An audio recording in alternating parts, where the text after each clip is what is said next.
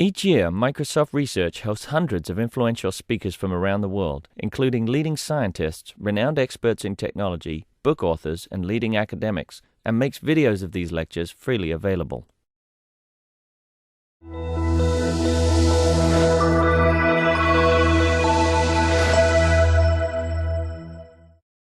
And so thanks all for coming. Some of you have seen versions of this talk before. This is a more,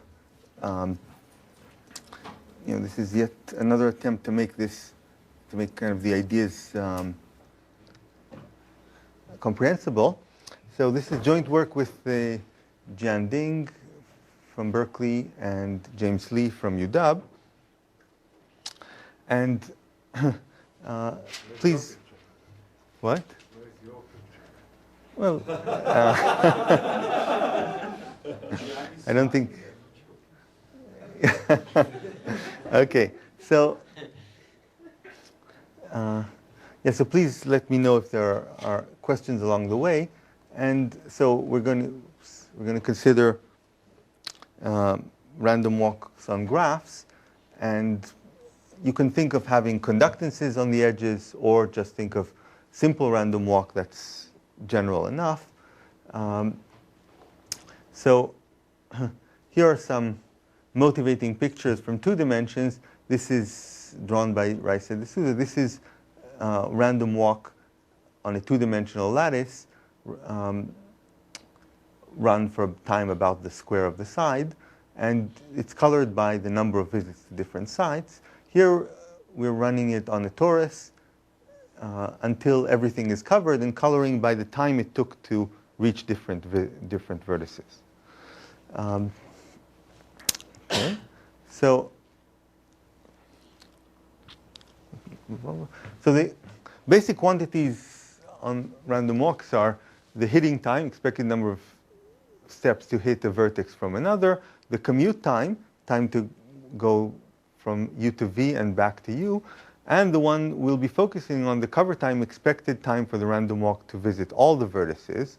And of course, the starting point comes in here, so we're going to start from the worst vertex, that is, take the maximum of the expectation over all starting vertices. So just to get acquainted, here are the orders of magnitude of cover times, and for some different graphs. So if you have a path of length n, it's n squared. Complete graph n log n. Expander is still n log n. 2-dimensional grid, it's n log n squared. And again, so n here is the number of vertices. So and again, there are, for many of these examples, for some of these examples, the constants in front are known, but I'm not going to focus on the constants here. So for the 3-dimensional grid and also for higher dimensions, it's n log n. And then for the complete dairy tree, it's again n log n squared.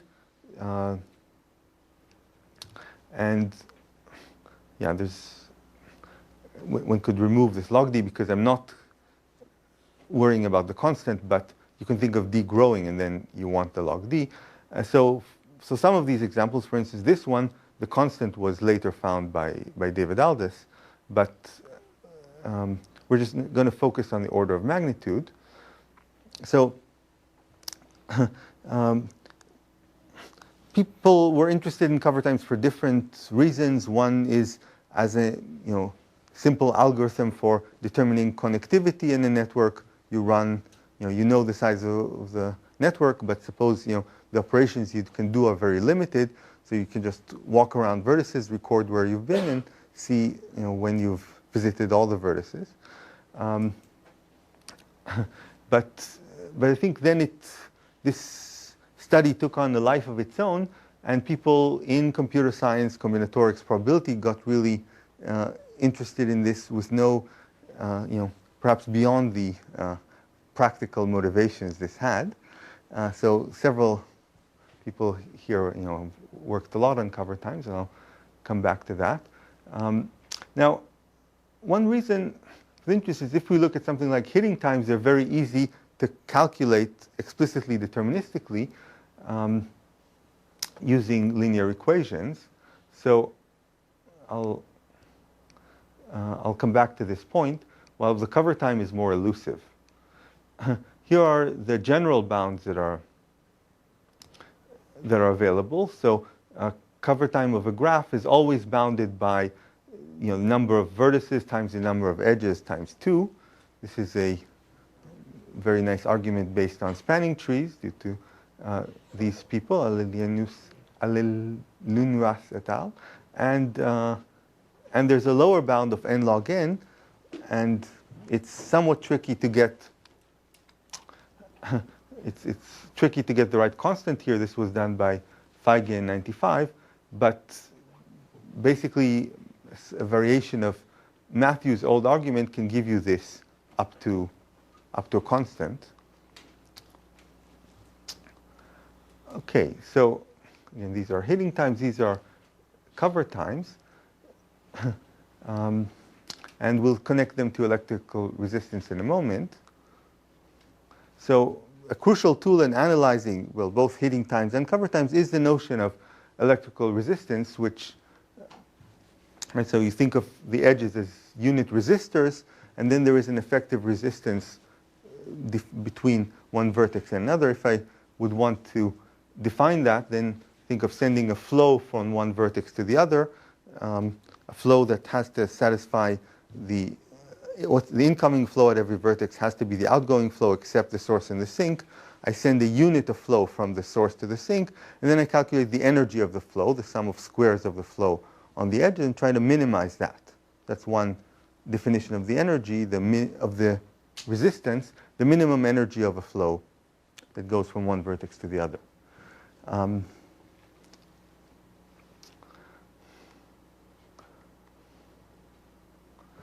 Okay, and there's a connection between the effective resistance and the commute time. So remember, the commute time is to go from U to V and back, and that's the commute time is just equal to twice the number of edges times the effective resistance. So general and very convenient formula. So the number of edges in the whole graph. Right. So I don't see how that can work, because what if the graph is disconnected? So okay, so we're looking at connected graphs. So this is for connected graphs. Okay, so that's part of the assumption that the graph is connected. But it seems wrong that there should be discontinuity. So the resistance would be infinite. what? So if you The edge here as a unit resistance, this is without weight. There's no weights in it. there are no with this formula there are no weights. Right? The graphs look undirected? What? The graphs, right? The graphs are undirected. Thank you. So this is for these formulas are for undirected graphs, and everything extends to reversible Markov chains. But let's just think of simple random walks on undirected graphs. That's a large enough class to focus on.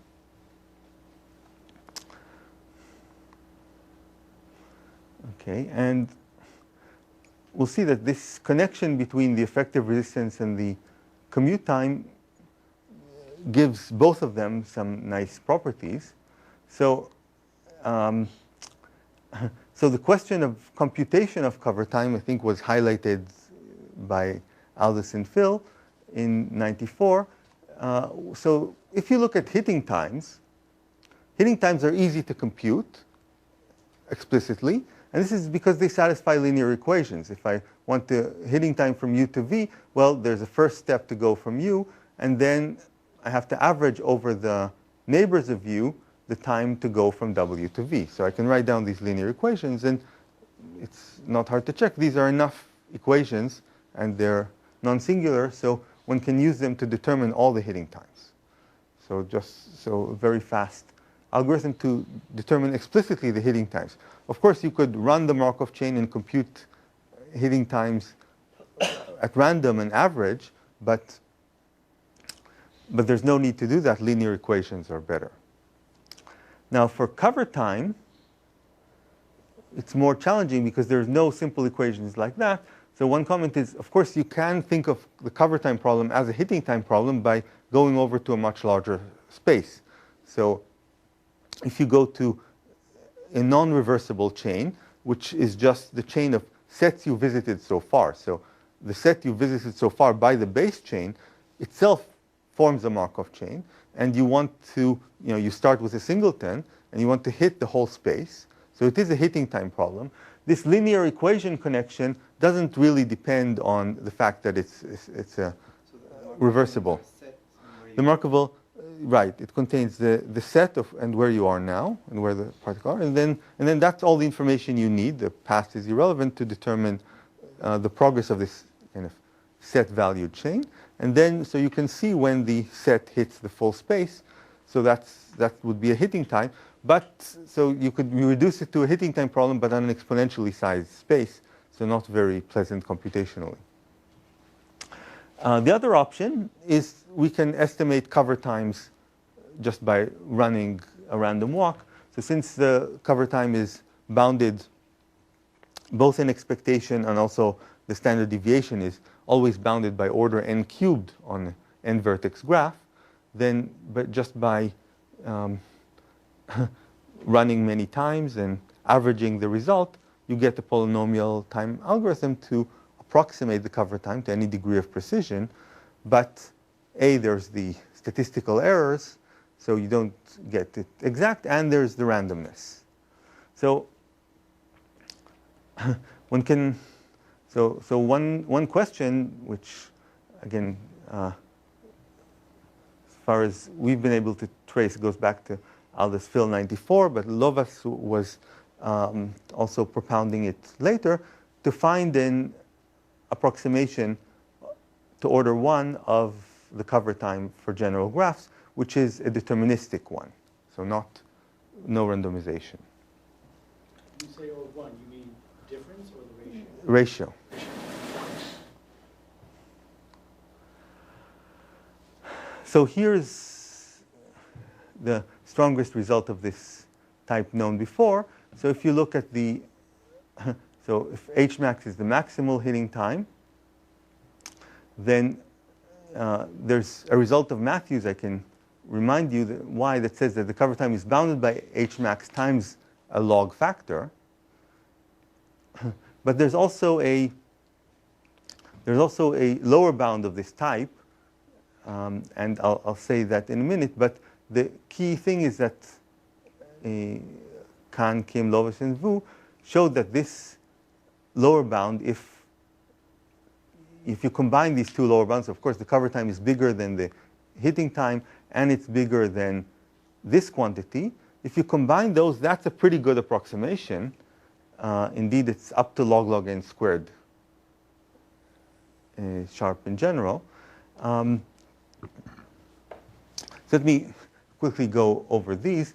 First, for the upper bound, if we don't care about the sharp constants, there's a very easy argument for the upper bound of the cover time. Because if I wait till twice the Hmax, I start with vertex. If I wait till twice Hmax, well, then for any vertex, the probability I'll hit it must be at least a half. So the expected number of vertices I hit by time 2 Hmax is at least half the graph. So at most, half the graph remains. Now I repeat from wherever I am. And again, in just looking at these leftover vertices, each one is hit with probability half. So the number of leftovers is going to be a quarter after the second round. So if we just go logarithmic number of rounds, the expected number of vertices that have not been hit is going to be less than 1. So with high probability, we've hit. And this way, we can bound the cover time. What Peter Matthews did is a more elegant argument that gives the right constants. So the cover time is bounded by Hmax actually times. This is a proxy for the harmonic series, 1 plus a half plus up to 1 over n. And his argument was based on taking the sequence of vertices, putting them in random order, so adding randomness to the system, and then looking at which vertices in this random sequence you hit. And then it turns out that each time when you go from the vertex k to k plus 1, there's some chance that the k plus 1 vertex in your sequence was already hit before. The chance it wasn't hit before because of the random permutation is 1 over k plus 1. So that's the chance you'll need to take in that hitting time. So, with that rough idea made precise, Matthews proved this upper bound. And that same idea proves this lower bound. So for any set S, you can get the lower bound by looking at the hitting times within the set times the harmonic series whose length is just the size of the set. So you take this set you're interested in. If you're going to cover, in particular, you have to cover this set. Well, so you have to go between the elements of the set. You take them in random order. And and note that here, we take them in random order. We go from one to the next to the third and so on. Each time, we lower bound the hitting time by the minimal hitting time. But then these hitting times will only be taken with some probabilities, because with some chance the vertices has already been hit before. So you get this kind of lower bound. And okay, and then it turns out it's not obvious, but it was proved in this paper, KKLV, that if you replace here the hitting times by the commute times, it's the same up to constant, and that this quantity is, again, up to log n squared sharp. So there's an upper bound of T-cov by this right-hand side together with this multiplied. So you take the maximum of this and this, multiply them by log n squared, and get an upper bound. This was a non-trivial argument, and that so yielded a deterministic approximation up to this factor. The question of a constant approximation remained open. Okay, your title is polynomial time because of the max over S. This doesn't seem to be polynomial time. Thank you. So another thing that was done in this KKLV paper, which was, again, is not obvious, is that you can estimate this quantity up to constant in polynomial time. So, so there is an algorithm for this. It's related to questions on packing and covering of spaces. If you look for the the best packing of balls in a metric space, and you want to estimate what's the largest packing you could do of disjoint balls, it's very hard. But if you are ready to forego some constants, or especially some constants in, you're only interested in the log of the size of the set, and then you can then just agree the algorithm will give you the sharp result, and that's roughly what is shown. So this part of the argument is not the hard part of their paper, to show that this quantity, which, as you say, is defined by an exponential max, can actually be calculated efficiently. This is relatively easy part of their paper, but I won't do it here. Okay, thanks. All right, and a very recent result is that for trees, one can do a recursive approximation that gives the cover time up to 1 plus epsilon. For any epsilon, you can get a polynomial time result. And this was actually predicted. So there was a paper by David Aldous that worked out the exact cover time, worked out the order of the cover time with some further information for random trees. So you take a random labeled tree on n vertices, picked uniformly among all such labeled trees, and then the cover time of that is order n to the 3/2. David's proof was based on a recursion, and he wrote that he expects this type of recursion could be used for an algorithm for general trees. Turns out to be a correct prediction, although there's a lot of sweat and tears in actually carrying this out for general trees, and this can be found in this paper from September by Feige and Zeytouni. However, trees still seem very special where you can do this kind of recursions. So now I want to come to a second motivation, which is, suppose a probabilist is interested in cover times, but not in algorithmic calculations. What is the relevance of this quest? Well, say the KKLV paper, besides giving the algorithm, it also gave a result on the question of Winkler and Zuckerman. This is about blanket times. So blanket times are times when we cover a graph approximately uniformly. Let me be more precise. Look at a graph like the complete graph, where the cover time problem is just a coupon collector problem. So you just walk at random. You have n vertices. You wait till you cover. We know that time is n log n. Even the constant is 1. And at the cover time itself, you have most vertices visited order log n times. And of course, the last vertex to be reached is visited just once. So you have this disparity. So you could suppose I want a stronger notion of covering where all vertices will be visited about the same. So what's the right definition there? Well, if I just run to infinity, I know that the number of visits to every vertex is going to be according to the stationary distribution, which is just the degrees. So the right thing to look at is what we call the local times, which are the number of visits to a vertex normalized by the degree. And if we look at these quantities, they should balance out. So we know that if we drive time to infinity, all these, the ratio of all these local times to each other is going to tend to 1. But Winkler and Zuckerman were asking, well, suppose I don't want it to wait to infinity. I have only finite time. And I want these ratios to be bounded by some constant, 10, 2, 1.5. You name let's fix a constant like 2. And then we want all these ratios to be 2. How long after the cover time do we need to wait? So they examined this in some examples. So here's the formal definition. The beta blanket time is the expected first time where all the local times are within a factor beta of each other. So beta is some fixed number bigger than 1. You could take it, or I'm sorry, fixed number less than 1. So you could take it to be a half. Okay, and so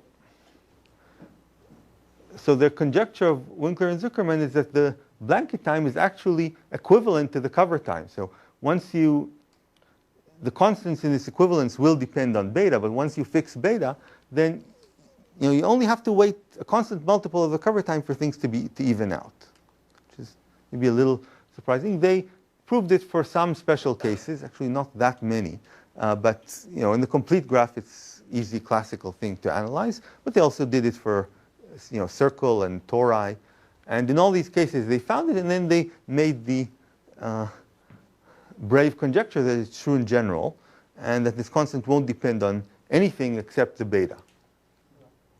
It seems to be very difficult to believe that. If you regard it as a Poisson process or something, it's obvious that it would depend somehow on n. It would what? I mean, if the graph was fully connected, yeah, I think it's clear that the chance by a certain, let me think, that each one individual is a Poisson process in that case. The number of visits. In the limit, it becomes like a Gaussian, but there's got to be some factor of the number of them because. So we have to wait. We have to wait for quite a while. So on graphs you have to wait. More than time, certainly more than time n log n, but order n log n could suffice if the cover time is n log n. So, well, there is something surprising to this. You have to look at a few examples to even convince yourself this is plausible, but that's what they did. And it turned out that the estimates that given by this paper KKLV that I mentioned before work for blanket time just as they work for cover time. So since they estimated the cover time up to log n squared, and the same estimation works for blanket times, then you conclude, even if you started with a goal of algorithmic calculation, you got a formula, and this formula is good for blanket times too. So the arguments work there. So it follows that the Winkler-Zuckerman conjecture is true up to log n squared. Okay, so now I'm going to shift gears and start telling you about our work on this. And to do that, I need to introduce one more object. the Gaussian free field on a graph. So this is a Gaussian process. So we have a sequence of Gaussian variables indexed by the vertices. Gaussian process means all linear combinations are also Gaussian. Or you can think of this as obtained from an independent Gaussian vector by multiplying by some matrix. So that's a Gaussian process. But this is a special Gaussian process, has several equivalent descriptions. So here is one of them. So if I want to understand this process, it's fixed to be 0 at some vertex v0. So that's some anchor vertex where the process is 0. And then everywhere else, to know the process everywhere else, it's enough to know these L2 norms. That they determine the process. And the L2 norm between two vertices x and y is just the effective resistance between x and y. Here's an equivalent definition, and I'll give you a couple more orally. So another definition is a Gaussian process is completely determined by the covariances. And the covariance between gx and gy is the green function, or the green kernel for random walk. You start at x, and so you count the expected number of visits to y, normalized by the degree of y. That's a symmetric function. The random walk is killed when it hits this vertex v0. And that's a positive definite function. And so there always exists a Gaussian process with that as covariance. Let me tell you more intuitively what this is. This is a two-dimensional picture. In one dimension, a Gaussian process would just a Gaussian free field. Suppose my graph is a long interval. Then what? And v0 is one endpoint of the interval. Then it's just a Gaussian random walk with going along the interval. That's all it is in that case. In the more generally, if my graph is a tree and v0 is some fixed vertex, say the root of the tree, then the Gaussian free field is just obtained as follows. So for every edge you give an IID, you give the edges IID normal variables, and then you just sum along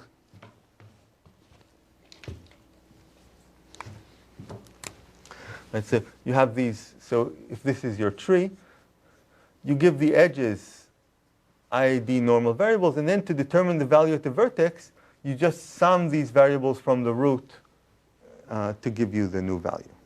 Okay, so that's the Gaussian free field on a tree. Now on the graph, we'd want to do the same thing. So if we have a graph, we'd want to first assign the edges, fix some v0, assign the edges labels, which are IID normal, and then define the value at the point to be, well, if I have a point here, let me just take some path here, sum the values along this path, and that gives me the value at w. That's a nice choice, but what if I choose a different path? I would get a different value. So to define the Gaussian free field, one thing we could do is use this definition, but insist that we'll get the same value no matter which way we go. In other words, condition that the sum along every directed cycle of these Gaussian variables has to be 0. So you start with IID Gaussian variables, but then you impose this very strong conditioning on them. This is conditioning of a measure 0 event, but with Gaussian, it's easy to do such conditioning. Conditioning is just projection for Gaussian. So you just project on the subspace where the sum along every cycle is 0. And now, once you've done this conditioning, now you can do what you did before on the tree. So these definitions and several others are equivalent definitions of the Gaussian free field, and it's been used a lot in recent years by Oded Schramm, Scott Sheffield, and others, especially in the continuum limit. So in the example I did on the interval, if you take a limit of that, you'll get a Brownian motion.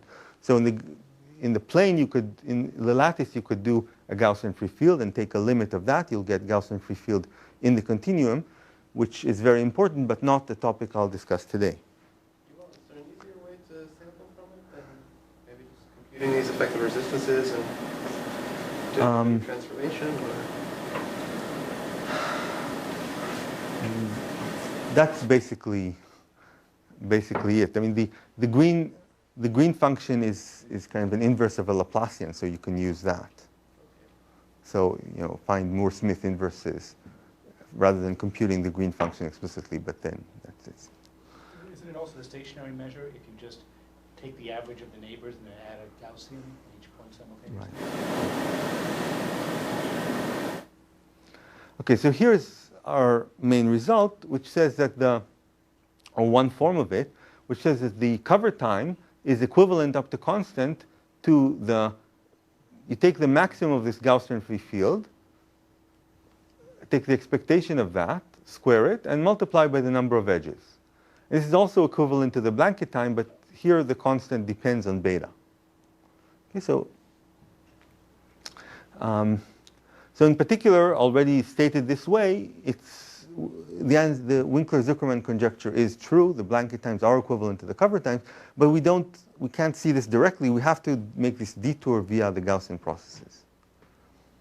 Any question on the statement? Do you have a deterministic algorithm for estimating this? Yes. Okay. So this is one randomized quantity. This is another randomized quantity. So what have we gained? Well, what we've gained is now we're ready to step on the shoulders of giants who have been analyzing Gaussian processes for 50 years. Okay. So here is another. Before getting to the intuition, let me give you another interpretation of this, which I like. So given a graph, how can we see somehow the cover time in the graph? So given a graph, I want to give it a metric. So effective resistances are a metric. So they satisfy the triangle inequality. And if you have any metric, the square root of that is also a metric by concavity. So let's endow the graph with this metric, the square root of the effective resistance. And it turns out with this metric, this metric embeds the graph in a Hilbert space, in Euclidean space. So you can take the vertices and put them in Euclidean space where the distances are exactly the square root of the effective resistance. In fact, the Gaussian free field is such an embedding because the Gaussian free field is an L2 metric. So, and the L2 norm between two vertices is the square root of the effective resistance. So, but anyway, think of actually taking the graph and putting it in space with these distances. Now I claim that we can, so think of this graph as spinning in space. And now, we can see, so the effective resistance is, of course, just the diameter squared of this graph in this metric. But the cover time is also there, up to constant, as follows. Take this graph, project it on a random line. So take a line in a random direction and project this graph on a random line. And you get some random diameter d. Take this expected diameter squared, multiply by the number of vertices, number of edges, you got the cover time. So just by scaling by these constants, you get from this diameter of this projection to the cover time. So this graph, as embedded in Hilbert space, kind of has in it geometrically the cover time. This is just a restatement of the previous theorem, because projecting, if you have something in high dimensional space, projecting is the same as multiplying by a Gaussian vector, because a Gaussian vector of length of dimension n, its norm is almost constant. So multiplying by a Gaussian vector is the same as, with a small error, as multiplying by a uniform element of the sphere, which is projecting on a random line. So it's easy to unravel this and see that it's equivalent to the previous one, but I like this geometric picture. Can you get the deterministic algorithm in this way by computing this embedding and then maybe some de-randomization principles involved? Applied to... We don't know any way to do deterministic one in this way, so it would be exciting. So you can get the embedding. That part is okay. Right. But this... the problem is this expected this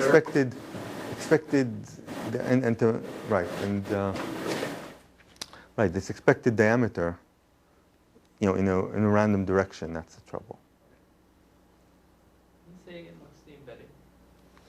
Okay, well, so first of all, I just claim that the graph with this metric can be embedded, but and you can see it in various ways. The way I like to think of it is just the Gaussian free field is itself the embedding. So to every vertex, I attach this Gaussian variable. Okay, And I use the L2 metric, and the definition, let's go back, definition of the Gaussian field says that the L2 distance between these two variables is the square root of the effective resistance. This is a Hilbert space. Now, it's a Hilbert space with n points, so you can always think of it as Rn. Okay. So it's possible to go from the distances to some kind of location within space and time? Yes, it is possible. But so if you have, if you know the metric and you know it's Euclidean, then you can write down a matrix and get this kind of more explicit. Okay, so right, so the key in the theorem is to relate the cover time to the maximum of a Gaussian process, and so I have to tell you something about this maximum of Gaussian processes. So this is a highly studied subject. And we're just going to take centered Gaussian process, so mean 0. And given any Gaussian process, it turns out the right way to analyze it is to first look at this metric where the distance between two indices is the L2 norm of the corresponding Gaussian variables. So that defines, that's an L2 metric. And then in terms of that, a classical problem is estimate the expected maximum. Actually, the way this occurred classically is people were really interested in processes in a continuum and wanted to know, is the process continuous, is it bounded? In order to do that, they took some nets and tried to estimate the maximum on the net, and that's how this problem arose. So in a way, this goes back to Wiener and Kolmogorov's proofs of continuity of Brownian motion, this type of question in the 1920s. I'll tell you a little about the history of this, but let me jump to the answer, which is the final answer was obtained in '87 by Talagrand following a earlier work of Fernique, which is that the superroom can be estimated by some quantity that's deterministic function of the metric space, which was given by a formula. Their explicit formula again involves some quantization over all partitions or sequences of partitions of the space, so certainly an exponential quantization.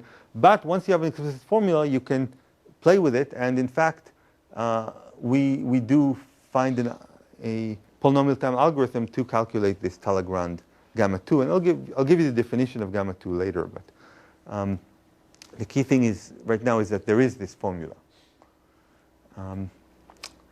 Okay, so this formula was first suggested by Fernique, who gave an upper bound, and by far the harder part was to prove the lower bound, which was done by Talagrand in '87. So in view of this theorem, the cover time, our cover time result can be stated as saying the cover time is the number of edges times this quantity gamma 2 of Fernique and Talagrand applied to the vertex set with the square root of effective resistance metric, and then you have to square that. And said there is a deterministic polynomial time algorithm which we construct in the paper to approximate gamma 2. So this answers the Aldous-Fill question. Yuval, I don't know if this question makes sense, but is your polynomial time algorithm for gamma 2 for any Gaussian process, or just ones that arise in this way? Or does every Gaussian process arise in this way? Not every Gaussian process arises in this way. I think what we have is intermediate. It's more general than this case, but it doesn't cover the completely general case. So what struck, in fact, this work really started from some earlier work we did together, Jian and I did together with Asaf Nachmias and Martin Barlow in UBC. And after, in retrospect, it struck us that this connection should have been spotted before. And let me give you some examples of the parallel between a Gaussian process and its maximum on the one hand, and hitting times, local times, and cover times on the other hand. So, but remember that the parallel is really between the cover time and the squared maximum of a Gaussian process. So what are the obvious lower bounds? Like cover time is bigger than hitting time, And, well, the maximum is bigger, the expected maximum is bigger than the maximum of the expectations. So there is, what about upper bound? So I told you about Matthews bound, which if I don't worry about the constant, it's really immediate, and even if I do, it's pretty easy. And if I want to estimate the maximum of a Gaussian process, well, I can just use the union bound, and if you use the union bound on the tail of the variables, and if you use the union bound, you lose a factor of root log n. So root log n is the inverse of the Gaussian tail is e to the minus x squared. The inverse of that is a root log. And so just the union bound for a bunch of Gaussians to estimate the probability that they're all bigger than something will give you a root log n, or in terms of the maximum squared, it will give you a factor of log n. Now I told you about Matthews' lower bound, which lower bounds the cover time in terms of hitting times in some subset times the log of the subset. Here's an important inequality in Gaussian process, which says that the maximum squared of a Gaussian process can be bounded by these distances squared between the variables times the log of the set that I'm considering. So that's another parallel. Let me go further. There is, classical Gauss concentration of variables, and there is a very similar lemma, I'll state exactly, for concentration of local times proved by Jeff Kahn and his collaborators. And then there's an integral to bound the maximum of Gaussian processes introduced by Dudley in '67, and there is a related sum or integral that we did in this recent paper with Asaf and Martin Barlow, which this is actually what rang the bell for us to see that, well, these are two parallel, and so and then we thought, well, if we've obtained the parallel, we are in the study of cover times where the Gaussian folks were in '67. So luckily, we can use the time machine and say, well, where were they 20 years later? Let's try and catch up. So I'll give these parallels in a minute. So again, Sudakov minoration is what I told you just a moment ago. And that's the parallel with Matthews' lower bound. This is just concentration of Gaussian variables. Probability the difference is bigger than lambda. It's bounded by e to the minus lambda squared. And you have to normalize by the variance. So the variance is this distance. Here's the concentration result, was proved by KKLV. And again, this fact is very easy. It's just probability that the local time at one vertex and the local time to another vertex differ by alpha can be bounded by e to the minus alpha squared. Instead of the distance here, you have the effective resistance times this local time. Now, in this story, L is the local time at one vertex, so L is the local time at U. We run the walks until U has accumulated that local time. And so we actually run to a random time capital T, which is the global time we need to accumulate local time L at the vertex U. So, and then the probability that these differ by more than alpha can be bounded this way. Just to explain the philosophy here, if I have two vertices U and V, and I'm kind of measuring local time at U, every time I do an excursion, I look at excursions from U. So I go from U and wait till I return to U. Well, the number of visits to V in each such excursion is a random variable. And these random variables are all independent, because in different excursions, I'm adding independent things. And also the distribution is very simple. If I go from U to V, I first have to hit U from V. That's a geometric variable, and it's the probability of success is essentially the effective conductance from U to V.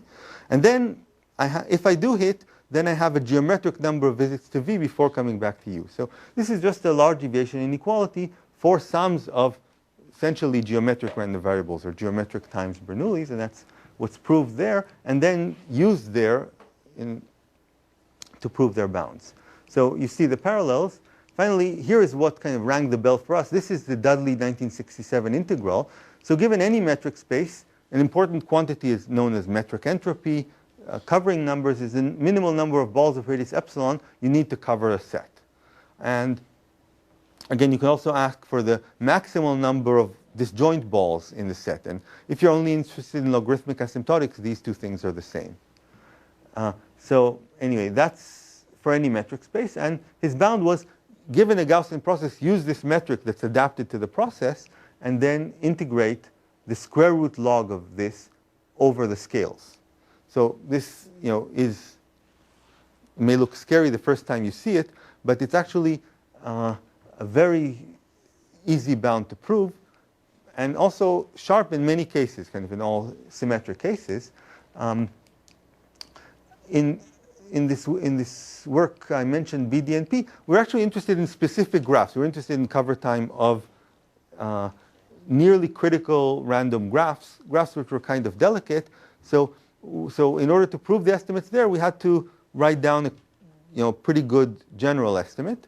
And when we did, well, or rather after we did, we looked again at this estimate and just recognized that it was very close to Dudley's, and that's what brought the connection to our mind. And then we said, well, since Dudley is a good upper bound, but the answer there is known, the sharp upper bound, maybe the sharp upper bound from there fits in our problem.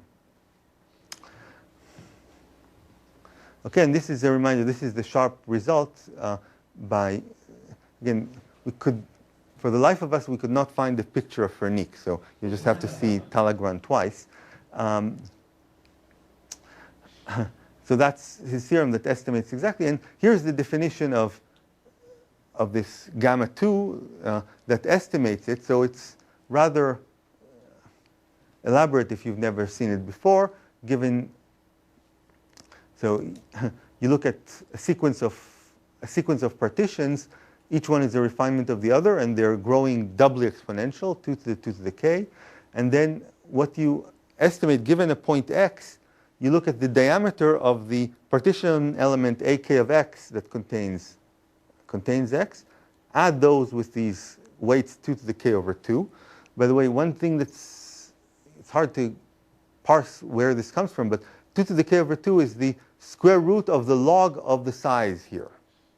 So that's what's coming in here. And so you take sup over all points and inf over partitions. So the way this is defined, it doesn't look algorithmic at all. And there's quite a bit of effort to prove that this can be calculated in polynomial time. I won't go into that now. All right. So I'll give you the rough reason where these kind of estimates come from. This is the method of chaining. So if you have the maximum of independent variables, you expect the union bound to be tight. Okay. So it means for maximum of k points, you expect order square root log k, and indeed that's easy to prove for in the independent case. So we think of the independent case, we have all these points are far away. So formally, we can prove something like that more generally for processes that are nearly independent using combining Gaussian concentration and Sudakov minoration. Now, once the process is not independent, then using a union bound is too crude. So the idea, which really goes back to Kolmogorov, is to use chaining. So suppose my space has geometry looks like this, and I want to bound the Gaussian process. So remember, this is the distance between two vertices is the standard deviation of the differences between the Gaussians. So what you do is first bound the process on these gray points using a union bound. Okay, so those aren't that many. And then say that on the red point, it's going to be not too far from the corresponding gray points. So this is 2 stages of chaining. So you'll bound on the gray points using a union bound, and there aren't too many of them. And then in the red ones, if you just look at their distance from your base, from your center, that's too big, and there are too many of them. But if you just compare each one to corresponding gray one, well, we have lots of red points, but now they're going to kind of be tightly coupled, tightly knit, connected to the corresponding gray one. And you just have to iterate this again and again. So 2 levels of chaining in general won't be enough. You have to do a growing number of levels of chaining.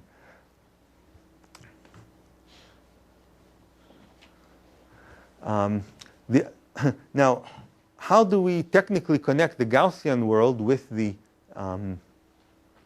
random walks? Well, if all you're interested is in upper bounds for cover time, you can do it directly using this KKLV concentration I told you about, which is the analog of the Gaussian concentration. And just repeating the Talagrand argument for his upper bound, or his results, immediately gives you the upper bound there.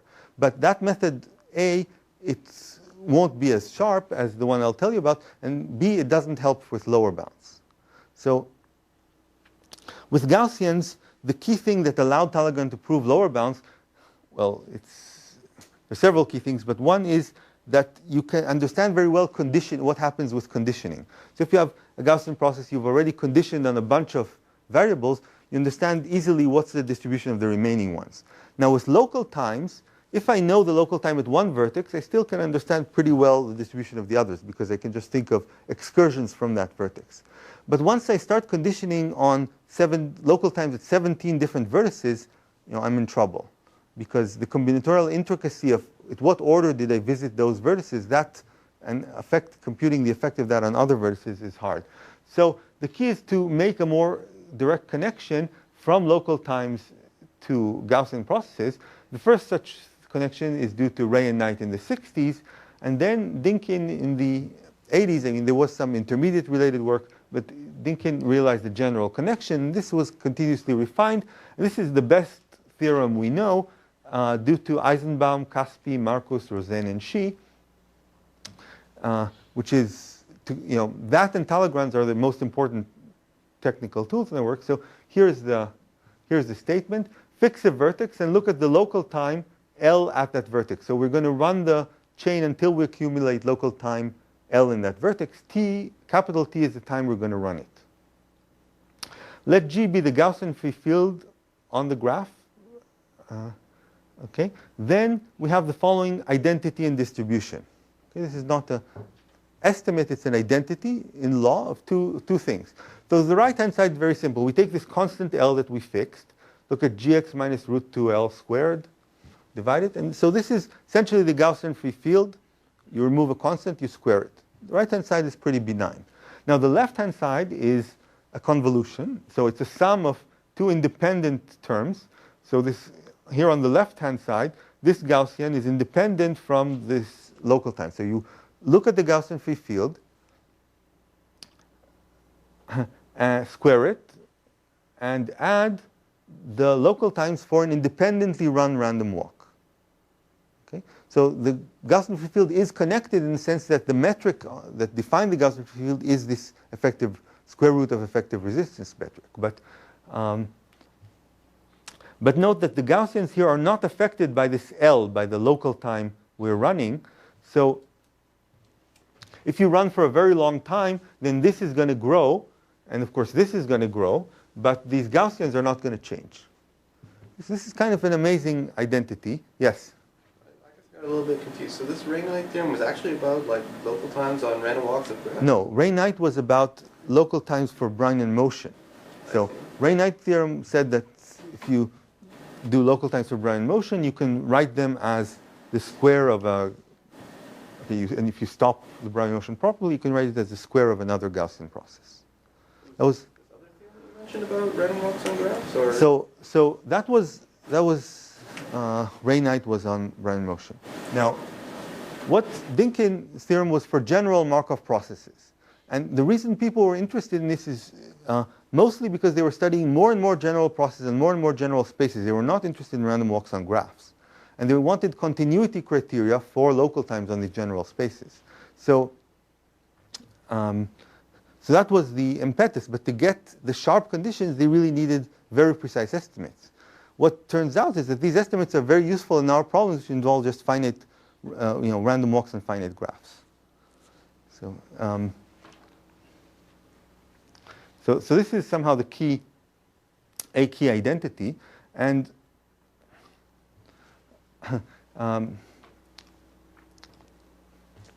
so let me quickly sketch for you at least some things you can see from this identity. That so suppose you want to bound from above Blanket times or cover times. So what you need to show is that if the time is much bigger than the number of edges times this expected maximum squared, then the local times are about uniform. So scaling global times and local times, what you need to show is that if the local time at the fixed vertex is much bigger than em squared, then the local times are approximately uniform. So that's, by scaling, that's basically what we need to show. And remember, this is this identity. But before I mentioned to you the identity, even the people, Dinkin, Rosen, others who have discovered and used these identities. So there's a book by Marcus and Rosen basically centered around this connection. And they say themselves that they don't really understand why this works. So, I mean, they're basically the proof of the equality is by calculating joint Laplace transforms of both sides. They turn out to be big determinants which can be identified. And there are other proofs too which are even more intricate. But there's no intuitive understanding of why this holds. Okay, so we have this. Now let's just open the square on the right-hand side so we can write it this way.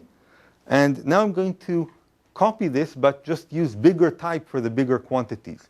So the idea is we want to run this to a time which is large. So the local time, this L will be large, and then these local times will also be large.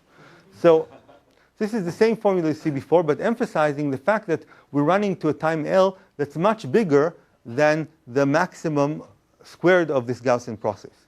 So this Gaussian process becomes like noise, and we have this identity. So L here is a constant. It's the local time at one vertex that we fixed. Here it's the local time field on all the vertices. This is what we're trying to control. Well, what this identity is telling us is that this local time is approximately constant, which is what we want. We want uniformity. So we can get this up, the upper bound, quite cheaply from the identity. Okay, so here's the same picture here. So we have this local time, and we add to it this noise. Here we have this unknown field, and we add to it this noise. These two things have the same loss, so this thing must be approximately constant. The lower bound on the blanket time follows a similar idea, and then it gets stuck. So I'll quickly tell you that. So in the local time, maybe I'll jump to the picture in a moment. So we start again with this identity. Just use the fact that here, throw away these squares. So you have a bound. The square root of the local time can be bounded by root 2L minus gx. And now I'm going to write that down and compare. This is the square root of the local time, and this is root 2L minus, compared to gx. And now we use the fact that the Gaussian, the maximum of the Gaussian, is concentrated. So it's close to its expectation. So I'll finish in 5 minutes. It's close to its expectation. So this difference is relatively small. And so there must be some vertex where the square root of the local time is of smaller order than this height. And this height is the square root of, well, twice the local time at some other vertex. So because of that, we can pretty easily lower bound the blanket time. But lower bounding the cover time is much harder because that involves finding a place where the local time actually is 0. So so in the last 3 minutes, let me sketch what's the issue there. We want to show, so 3/4 of the technical work starts here, but I won't be able to do it, which is how to find, show a vertex where the local time is actually 0. These type of estimates, you can't do that from the isomorphism theorem directly. So the observation is that when the local time is positive, it can't be positive and extremely small, because if you actually visit a vertex, and let's say it's far away from your base vertex, then you're going to visit it several times before you're going to come back to your base vertex. So you can bound it below by an exponential. So, so the idea, in order to give lower bound for the cover time, we're going to take this time that we want to show this is less than the cover time. We want to find a local time that's zero there. What are we going to do? We're going to find a local time that's very small and then argue that if it's very small, it must actually be 0. So how do we find local time that's very small? Before, we use the fact that the maximum of the Gaussian is close to its expectation, but this close is not close enough for us. So the key is, if we put a threshold that's much lower, so I said here half the height, but actually you need 1/millionth of the height. So epsilon is some constant. If you look at mountains that are not the tallest, but much less than that, then there are lots of mountains near that, so you can find one that's close to your target. And here's another pictorial list. If you think of the Gaussian, the levels of the Gaussian particles as competing, here this is the winner, and it's pretty near its expectation.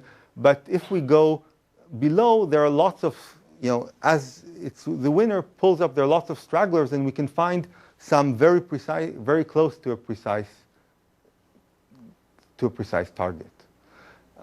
Actually, doing that involves ideas from percolation on trees, which I don't have time to go into. So the paper is on the archive for those interested. And we have to use both specific properties of this Gaussian process and electrical network theory and ideas from percolation on trees to find this kind of point. So I'm going to end the sketch of the proof here and just finish with a couple of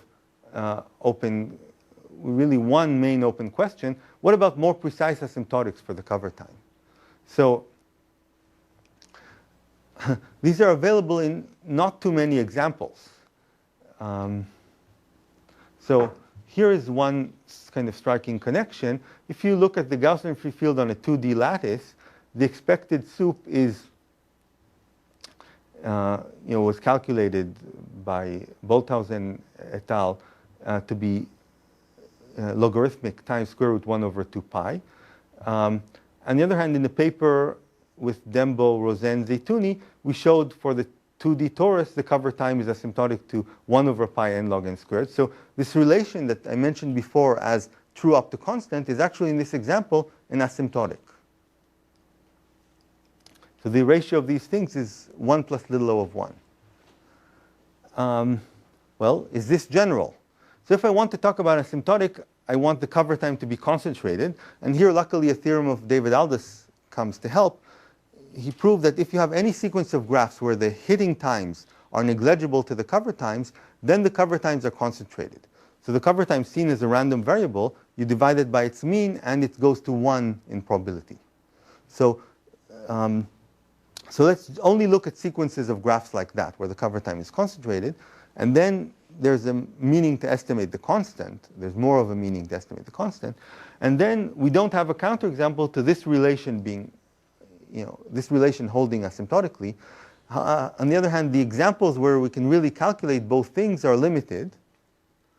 So it's not a lot of evidence. But actually, using the isomorphism theorem, we can prove it in one direction. So I said this is the open question. It holds in a few examples. Probably it can be checked whether it holds for trees, for general trees. We didn't do that. It holds in a few examples.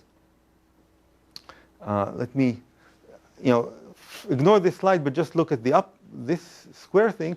So we do know that the cover time is bounded by the right-hand side up to 1 plus little o of 1. So in this asymptotic conjecture, one side is true and follows from the isomorphism theorem.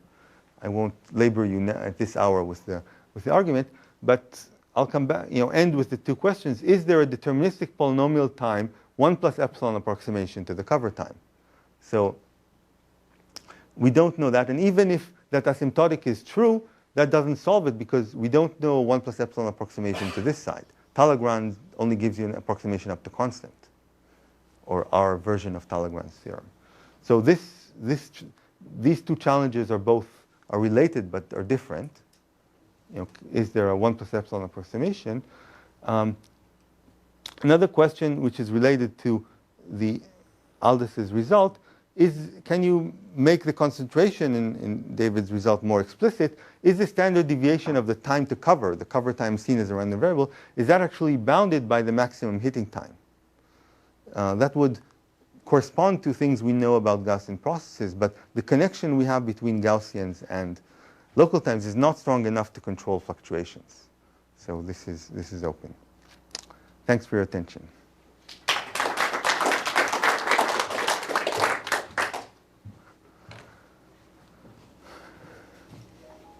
Okay, yes?